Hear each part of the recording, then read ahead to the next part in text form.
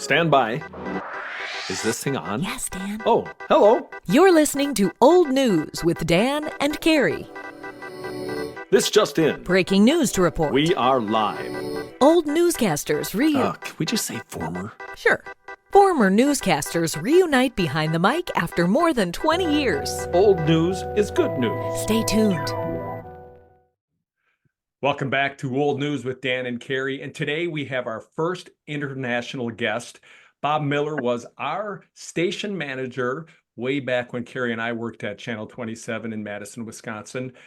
These days, he is living the dream in Ireland, and we'll let him tell you more about that. But the last I remember of Bob, he was the mayor of the city of Monona for about 6 years in the 2011s. And then he also was working at the Overture Center for the Arts as the director of Major of Gifts. And over the years, he's had many other positions. He's got a resume that can go on for days here, including Discover Media Works, Dynatech News Star, and of course, as I mentioned before, WKOW TV in Madison. Bob, thanks so much for being on Old News with us today. It's great to have you.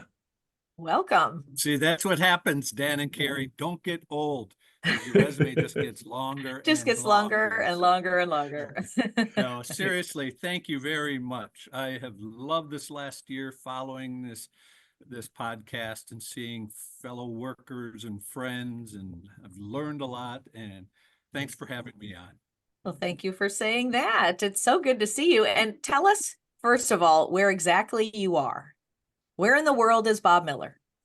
Right now, I am the southwest corner of Ireland. Pam and I moved here on a full-time basis 8 years ago and have truly been living the dream. We're in the southwest lower corner of Ireland and on the end of the Sheepshead Peninsula.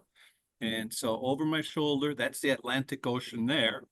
To my right, to your left is Dunmanus Bay, and Bantry Bay is to your right.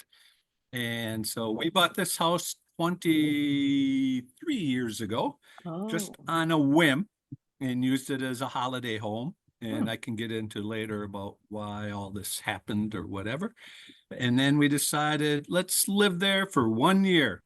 And as I said, it's been 8 and truly living the dream. And so I thought we'd do this outside because everyone thinks it always rains in Ireland. It does. But today it's not. So I thought I'm going to give the world a treat, let the tourism bureau know that I'm plugging the nice weather. Yeah, we caught you on one of your nice days, one of your 3 nice days of the year, right? Exactly. It's beautiful, and it's what a view. A lot better than our pegboard backgrounds, but we'll take it. No. I love your open. You guys did. I guess Greg helped a little bit along the way. Greg Sheevy. I'm sincere when I say I've watched them all. I've enjoyed it. People think I'm nuts. As you mentioned, I was the mayor of Monona. I still watch city council meetings via Zoom at night. It's a 6-hour time difference here. When I go back, I'll talk to the current mayor and alderperson, and they're going, "What the hell? Are you watching these still?" And I'm like, "Yeah, I'm interested." So, you like to be plugged in. It's hard I to love leave podcasts. Well, and it's hard to leave it, right? Because you're so plugged into that for so many years, and then to just leave it and not watch. And it's kind of like what we've talked about with a lot of folks who worked in the TV news business. And you're kind of along the same lines. It's maybe a very short part of their careers, but it still has this impact on your life for a real long time. And it seems like you kind of still have to pay attention. And I was going to ask you, I was looking at your resume. And some people. Yeah, right. I was looking at your resume, and really, you weren't at KOW as long as you were at a lot of other places. But tell us, first of all, how you came to be at WKOW. So I grew up I'll take it way back. Take it way back, the way back was machine. a large part, yeah. And when you ask, how did you get into it? So I grew up in northern Wisconsin on an Indian reservation, the Lac du Flambeau Indian Reservation, in the middle of nowhere, much as I live in Ireland, in the middle of nowhere, and led a pretty sheltered life up there. Don't have any native blood, but beautiful, beautiful place. My father bought land there after he returned from the war. When I went to college, I didn't know what I wanted to do, but it was the time of Watergate, and my parents were voracious newspaper readers. We got 3 newspapers every day up on the reservation, and I always loved current events. And so when I got down to Madison, I thought about law, and it didn't work so well for me. And then all of a sudden, journalism. I'm just constantly reading. And so I went and checked out Vilas Hall, the journalism, and some names will pop up through our conversation today that Carrie and Dan. Jim Hoyt, who I just worship the ground the man walks on. He'll be an upcoming guest, by the way.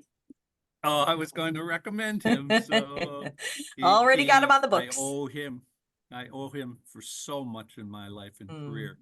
So TV specifically versus print, because up on the reservation or up in northern Wisconsin, there was only one TV station growing up in Wausau, and it had all 3 networks, ABC, NBC, and CBS. And then all of a sudden, as they got new stations, they got an NBC station in Rhinelander, and to try to create interest, they put a Native American weathercaster on there, Don LaBelle, who was an Ojibwe, and he dressed in regalia and did the weather. Wow. And I took a tour in school there and thought, this is cool. This is this technology. And I've loved gadgets, as you can see with all the stuff hanging off me. And so television became a real interest. And then Jim Hoyt got a hold of me, and that was the beginning of the rest is history. So was your first job in journalism, was it in Madison, or like so many people, did you had to go somewhere else? I interned, and I'll hopscotch off of some of our previous guests, Paul Pittis. So my junior year, I interned at KOW and got a job in the newsroom on Saturdays. And as you heard, on Saturdays, they had no newscast. Yeah. So I had to find news that would last 36 hours till Sunday night at 10. And it was all done in film. And you talk about the one-man band, or I forget the acronym you're using now for one-man bands, but MMJ. I truly was. I would, go check out the film from the freezer. I processed, edited my own film. I put everything together and for that Sunday. So I went all through that, and as a one person, and they seemed to like that ability of not having to bring 2 people in, saved money, and it was all about the economics back then. And so I did that all through senior year. In the summer, got an internship at WFRV in Green Bay. Green Bay was considerably a larger market at the time, so I had hopes of my career going up and making more money, and we'll talk about that story later too. You always get in the financials of this business. Right. And so intern there, came back to KO, and then upon graduation, Green Bay, with the help of Jim Hoyt in the background, the stealth professor who really guided my career unknowingly to me. I thought I was getting these jobs because I deserved them, and well, hopefully I deserved them, but that I was doing it behind the strings. The puppet master Hoyt was setting it up. So I went to Green Bay upon graduation in 1978, back to where I had interned. And the economics of that was KO was a lean, mean machine, and times were tough back in the 80s. And I was making $4 an hour, 160 a week when I left KO. And so I couldn't wait to get that raise and new job in a much bigger market in Green Bay. And I got up there, and they offered me $3.75 an hour. Oh, no. And so being the shrewd negotiator I thought I was, I said, well, you must have misunderstood. I'm in the 104th market. You're the 80 market or whatever. I was making $4 an hour in Madison. So I expect, and true story, the news director pulls out his file cabinet drawer, pulls up the stack of resumes, sets them down, goes, Bob, these are all resumes for your job. You notice who's on top? And I saw it was my resume. I said, you're on top, but if I just flip it, there will be somebody underneath that's almost as good as or just as good as you who will work for $3.75. So my negotiating ended right there. and I took a pay cut to go up there, 375. My Wow. dream being to hit $10,000 in a year, which took me not the first year, but the second year. So what were you doing in Green Bay then? What was the position? Everything. I was hired as a journalist, a reporter, but my passion has always been the camera side. Mm. And I actually think I have had some good talent at that. So once again, I got a good reputation because I was willing to go up by myself because I thought I was a better shooter. You know, I was hired to report, but I thought my videographer or film at the time, filming was better. So I was a one-person band, and again, did all the film processing. I'm sure to this day it's like riding a bike. I could go into a dark room and cut and staple film in pitch black. And so I was there. And a telling thing for those of you junkies who following the history of news, again, I grew up in the Walter Cronkite days. He was instrumental in who I revered.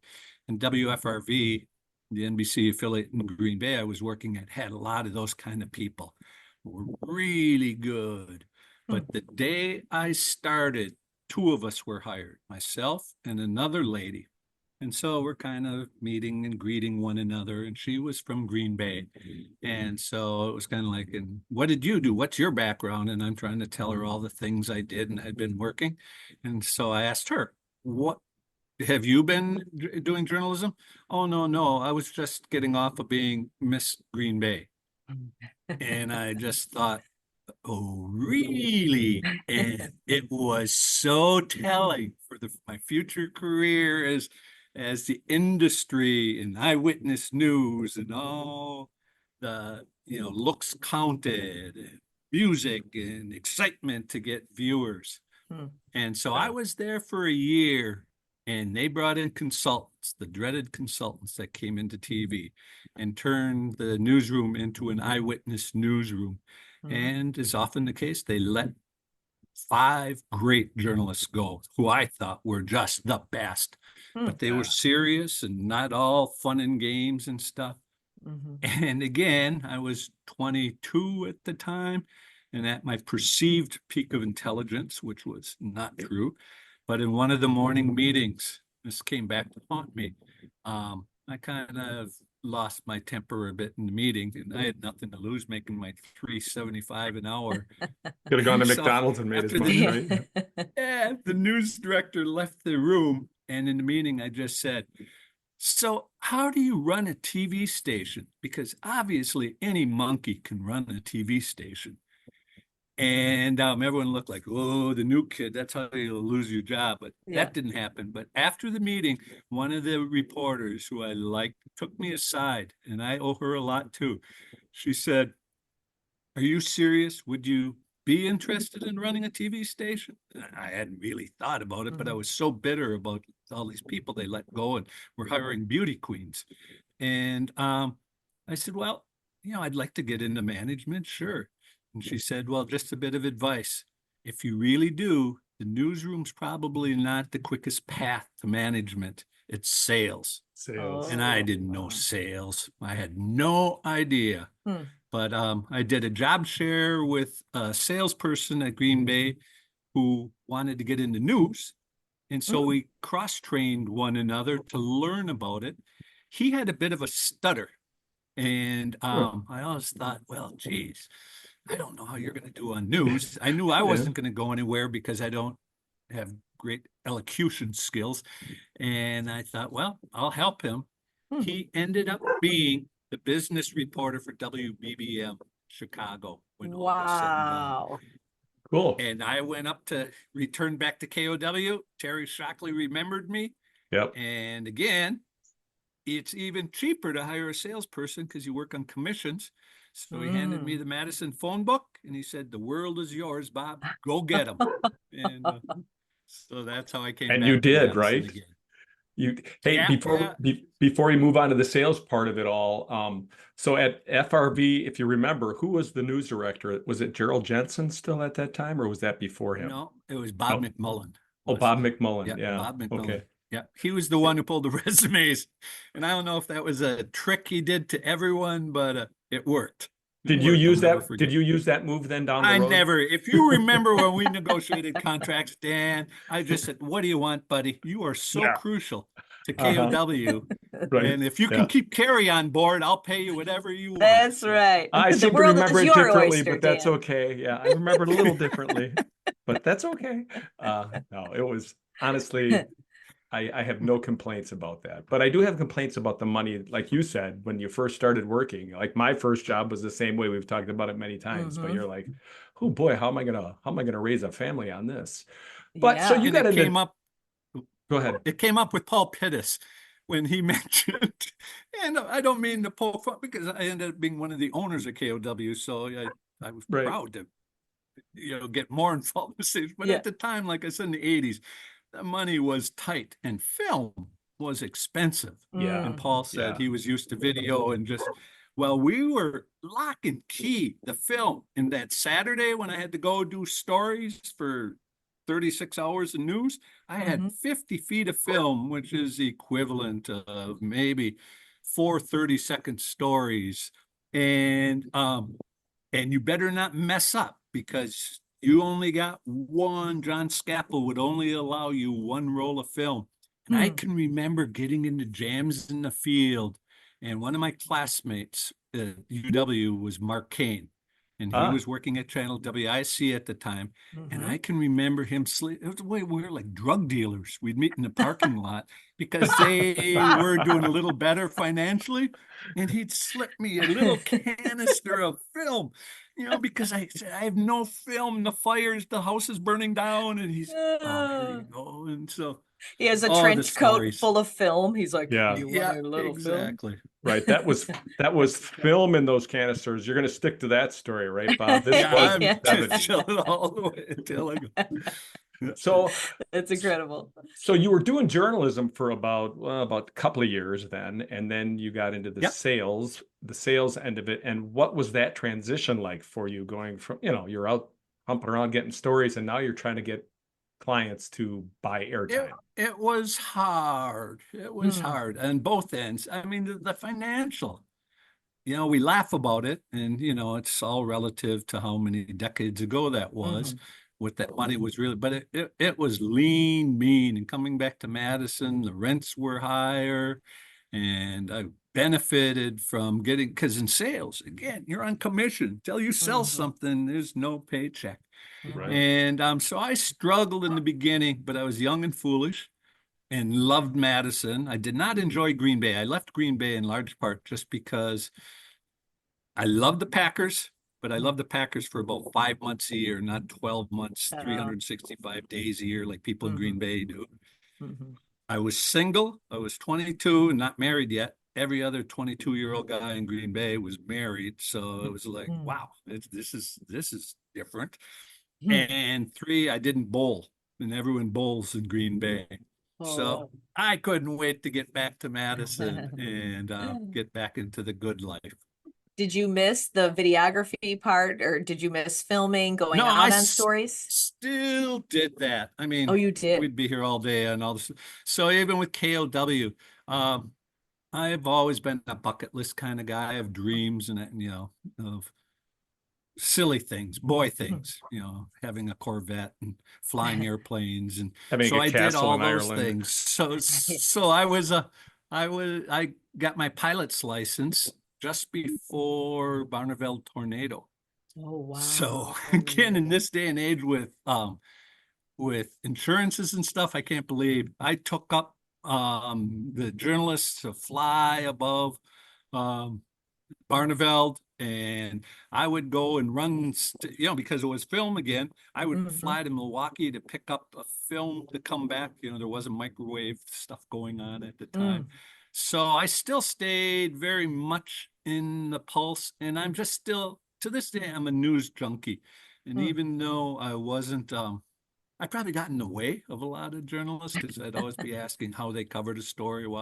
And I was a night owl, so I'd stay up all hours of the night Mm. with the engineering department.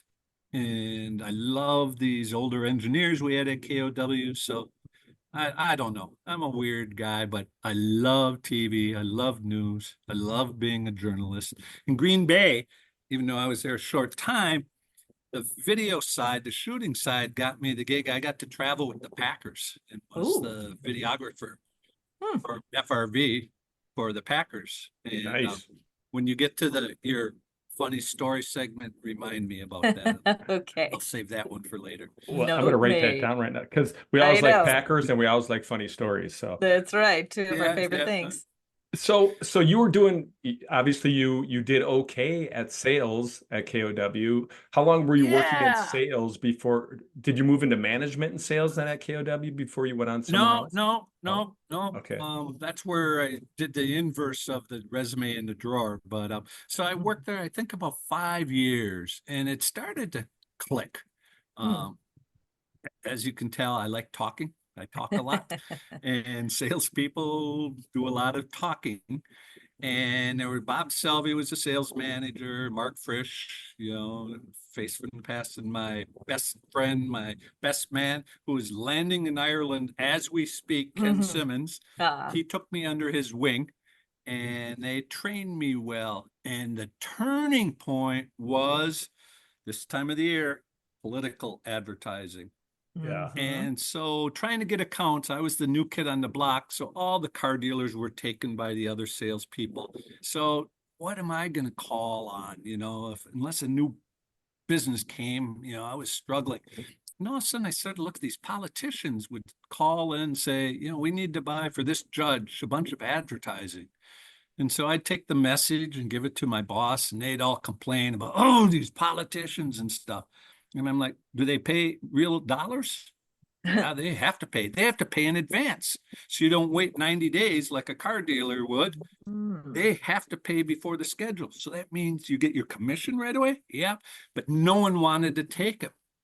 So what I did is one night, being the night owl, I went and looked up every political race that could be. And the way the rules worked in the sales department was you would write down, you would record a business that you wanted to control. No other salesperson could call on that business then. Oh.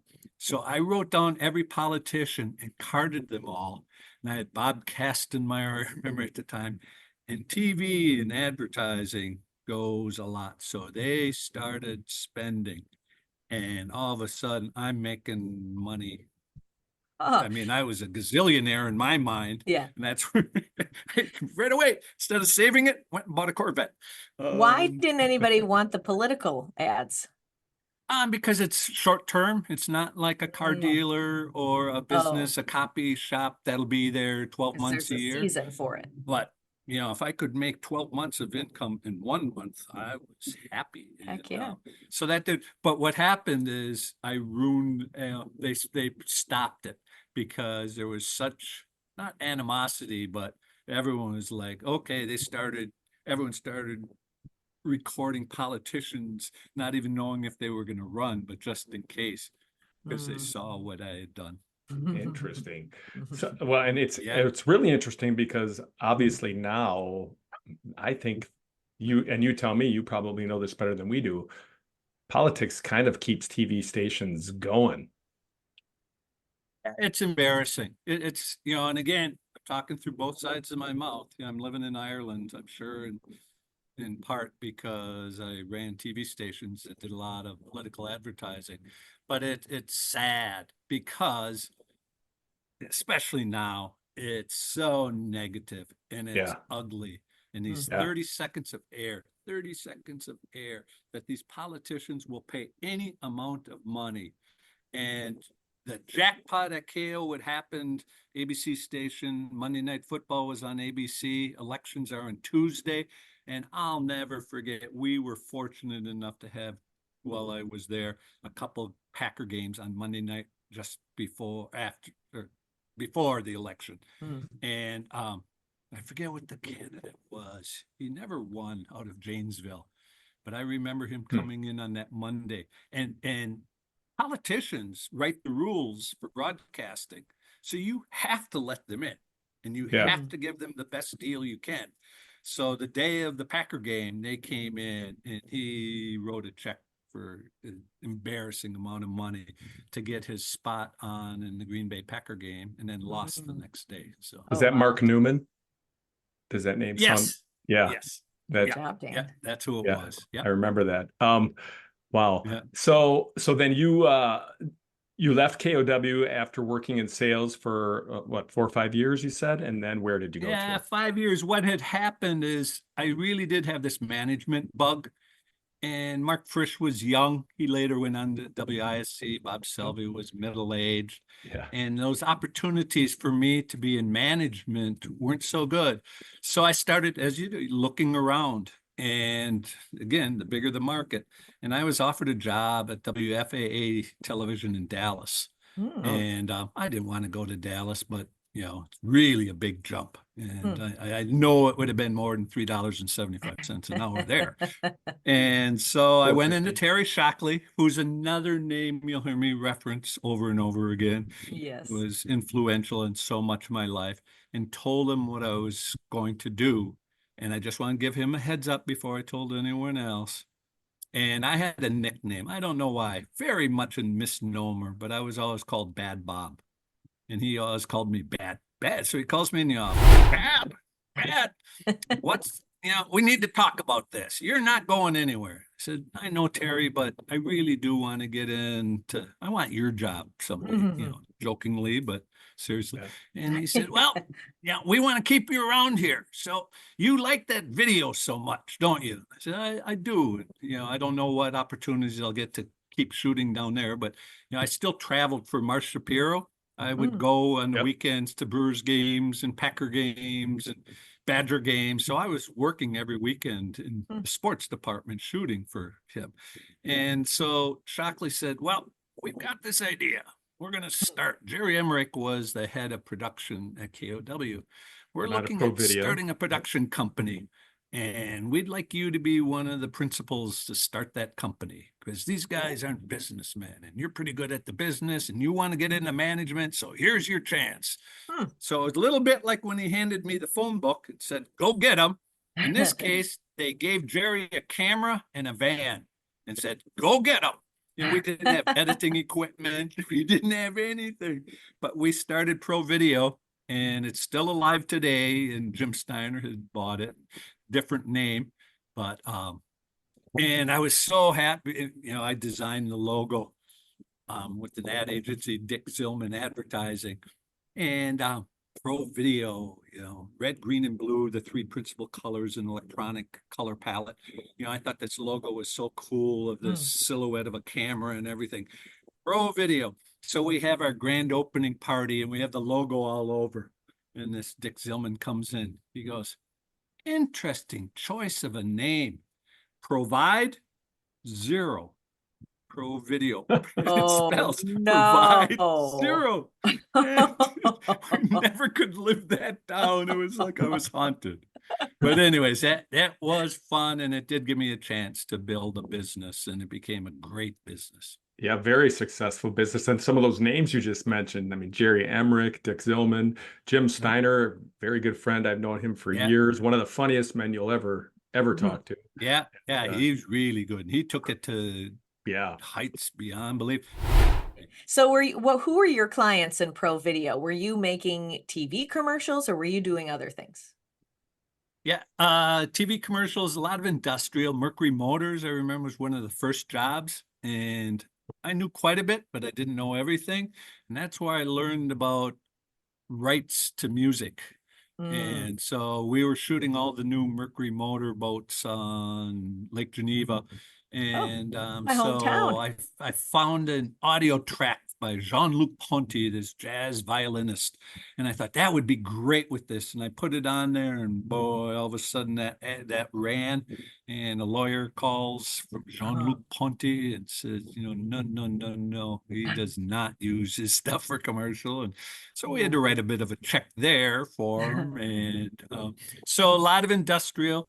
The key, the one, and I just went to concerts on the square with him when I was back in Madison this Somerset, and had the best time with the one and only legendary Crazy TV Lenny. I was going to say Crazy TV Lenny has to be part of this. American TV was the biggest client. This isn't very big, but this is colossal. This is kind of small. This is colossal, and an American colossal means 308 colossal sale items. Colossal 50. Colossal 15. A tough client, but it was a big pro video. And stepping back one again, this is one. I'm sorry, stop me. No, this is awesome. This is great. But this is another of your guests that I just really enjoyed working with, was Ken Syke. Ken was he's a great guy. Kenny P. Syke, I just loved. And he was in sports. And as a journalist, commercialism and journalism do not always blend. And when I was GM, hopefully I did a good job of keeping the news department protected by the sales department. When I was in sales, I was in news all the time. I should, but try to get, please go do a story and use a Pontiac from Don Miller or whatever. And before I was going to go to Dallas, my last thing I did was, and it's probably one of my proudest, most fun times, but Don Miller was my client, no relationship, the nicest man on earth, and tough to deal with, tough negotiator, and came up from car dealerships in Chicago. And he was very good. He'd only buy one station. So to beat out Channel 3 and 15 really added to my pride in getting him on. But all of a sudden, I don't know, for some reason, I just went in. Sometimes we were very competitive. I used to play a lot of racquetball as he did. And we would play racquetball. And, he's a gazillionaire and I'm making my $3. And he'd want to bet on these matches and stuff. And so one day I said, Don, I'm going to come with you with a proposal. I want 100% of your advertising budget for the year to run one campaign. Because I knew what he spent. I didn't have his newspaper spending, but he said, well, I don't know what you're drinking, but, I don't know. He said, I'll come and bring it forward. So what we did, make a long story short, designed what became the Don Miller Smash. And it was a 10-day advertising program. SMASH standing for Don Miller's most spectacular Madison auto sale in history. SMASH, the Don Miller Smash. Ran for 10 days. And I got Ken Syke to be the spokesperson for it. And what it was, every 15 minutes on WKOW TV, a commercial ran. Wow.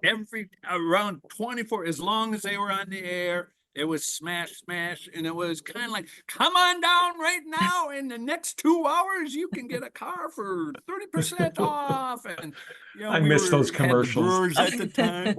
Yeah. And it was, and even better, going back before that, there was no live commercials. You look at the anniversary videos of KOW, you see the news guys selling Standard Oil stuff on the news desk or whatever. Those days were gone. We brought them back with the Smash. Ken Syke would do live commercials during the newscasts from Don Miller's dealership.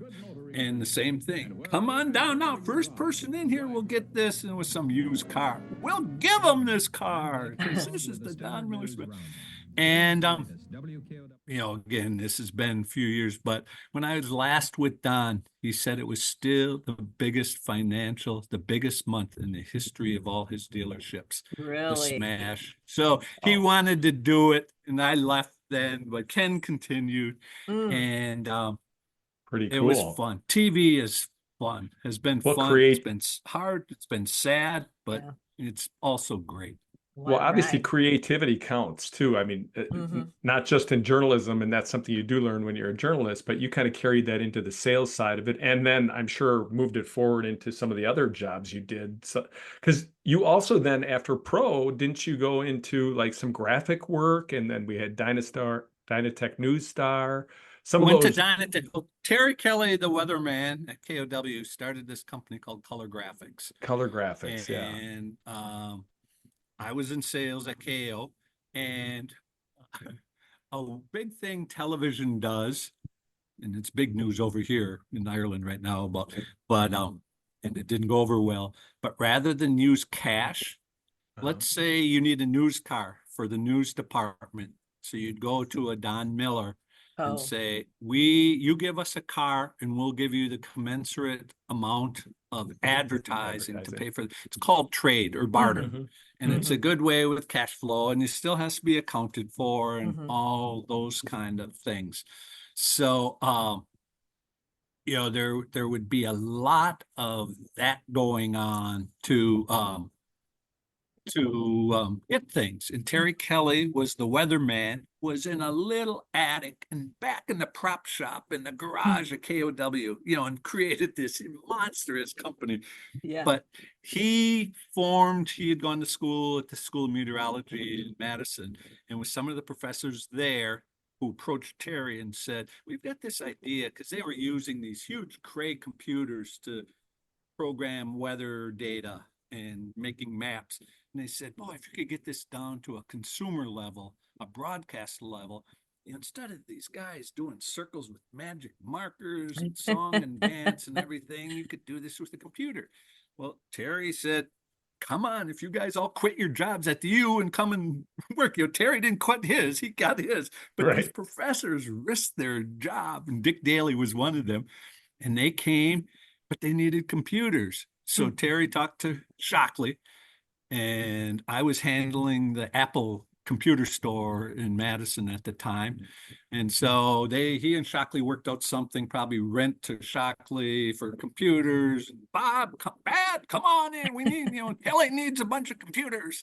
So I went and got these Apple computers, and that was the first, Terry, Weather Central and Color Graphics was the name of the company, was, if not the first, one of the true pioneers in weather graphics systems. Oh yeah. And so Terry liked what he saw and getting those computers. So he said, why don't you come and sell them now? So then I started that whole career and worked my way up to running that company as vice president. And then Terry sold the company to a public company out of Boston called Dynatech. Yep. And Dynatech was a public company where 90 days, live or die, 90 days. And they had a division, a broadcast division. There were 13, significant number, 13 presidents. I was 35 years old when they let go my predecessor at News Star. They fired him over 4th of July weekend, came to my house in Madison, said, Bob, we heard you've always wanted to run a company. You're going to run one starting Tuesday. Monday was a holiday. Oh And my. I'm like, what? And because I loved color graphics and News Star, and they were in the same building, but very competitive. So all of a sudden I get announced on Tuesday morning as the new president. Didn't even know where the bathroom was. And now I'm running the company. Whoa. And that's what opened up the world to me. So Well, we can talk and about and that New too. Star too. Didn't New Star have talk about cutting edge technology and things like that? Didn't New Star develop an editing system that we were using at WKOW that was Yeah. kind of groundbreaking, I think? Yeah. Yeah, that's weird. I mean, you hear me say, I'm so proud of it. There's a lot I'm proud of. I've had just a lucky. And one thing I always warn people that they say, Bill, you've done so much. I'm a mile wide of knowledge, but only about 2 inches deep. So I'm not an expert on anything, but I have an interest in everything. Yeah. And so I get enough to be dangerous or to be at least a little successful with. So that was a product called Edit Star. And I actually was the designer of that product with Dandis Jardins, who worked for me at News Star. And I have a patent. Bob Miller has a United States patent for that. And Ampex was the company, or Grass Valley bought that patent from Dynatech. And I got $1, another pay cut down from 3 to give up that patent. But I have it framed still somewhere in a box back in Madison is the patent for Edit Star. And that product developed and, the companies got sold left and right. And I had left long before that. And, Yeah. but yeah, it's one of my most proud moments. Designed literally on a napkin in Montreux, Switzerland. I was with, Wow. computer editing was at its just bleeding edge. And I made a good friend by the name of Bill Furster out of Washington, D.C., and he had a PC animation system. And I told him, instead of having to type and no programming, I'm a dumb journalist. I just want to write, hi, my name is Bob Miller, and have the video just jump in there and fill it and do it. So we made that product. There were a lot of them sold over the years. I'm sure. Well, and I remember, I mean, and because we were kind of a test kitchen, if you will. Weren't Not we? kind of. Not, You we were a Yeah. test kitchen. You were. Yeah. And so, I mean, because we were, it was this transition time where everyone had been used to having everything on videotape, and you take the pile of videotapes, as long as your arms they were stacked with tapes to your chin, and the producer would walk down the hall with the stack of tapes to the back because it was 65 for the so morning new. show. Yeah. Because it was so new, we still use the videotapes or those VHS tapes as the backup tapes. So because Yeah. we didn't know if the system would crash because it was just in its test phase. But I mean, when it worked, it was awesome. It Yeah, was so but when cool. it When it didn't, we had to have the it backup. was But hell because, yeah. okay, if your typewriter got clogged or the ink in your typewriter ribbon, Carrie's desk was done, but Dan could keep typing away on his Smith Corona. When New Star went down, Yeah. Carrie went down, Dan went down, Everybody every part went of the down. building went down.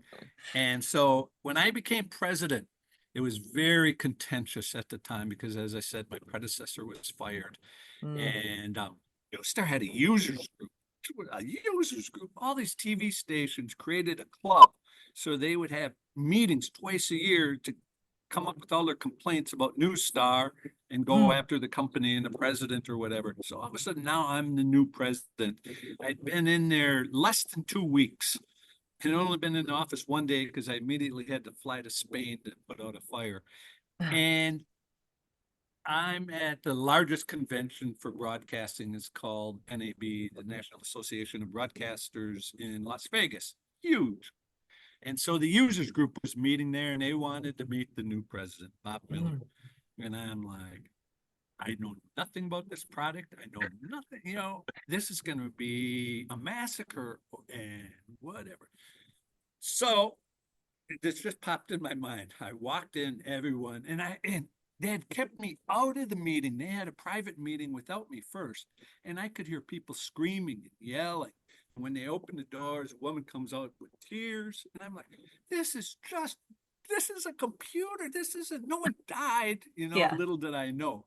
So I walk in there and walk to the front of the room. And they had a whiteboard up there. And I'll never forget, it just popped in my mind.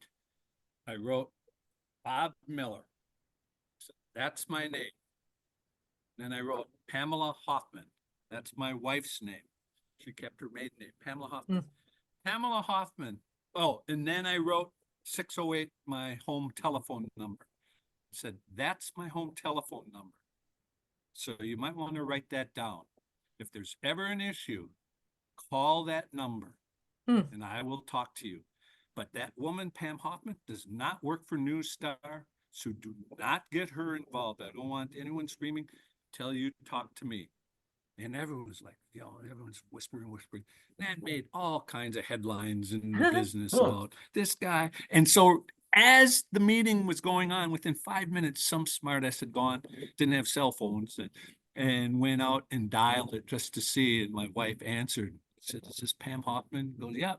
Okay, I just was calling for Bob. Oh, he's in Vegas. No, I know, And they couldn't believe I actually gave out my home phone number. And that served me well so often. I always, not my family, me, here's what you do.